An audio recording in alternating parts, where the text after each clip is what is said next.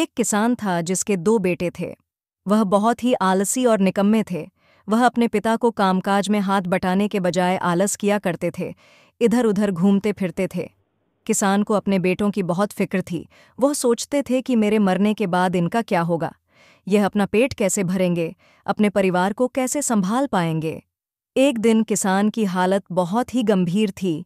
कहने का मतलब, किसान मरने की हालत में था।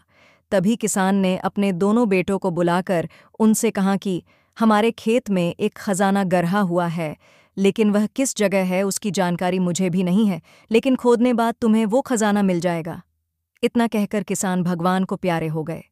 खजाने की खबर सुनकर दोनों बेटों के मन में लालच आ गया और वो दोनों खेत पर चले गए और खेत को खोदने लगे। खजाने के लालच में कुछ ही दिनों में पूरे खेत को खोदने के बाद वह घर जाकर बैठ गए और वह अपने पिता को कोसने लगे। इसी तरह कुछ महीने बीत गए और वर्षा ऋतु का आगमन हुआ। किसान के बेटों के पास पेट भरने के लिए सिर्फ एक ही जरिया था, वो है खेती। तब बाकी किसानों की तरह किसान के बेटों ने खेत में बीज बोने शुरू कर दिए। वर्षा का पानी पाकर वह बीज अंकुशित हुए और देखते ही देखते खेत लहराने लगे। ऐसा लग रहा था कि हवा के झोंके से लहरा रहा था।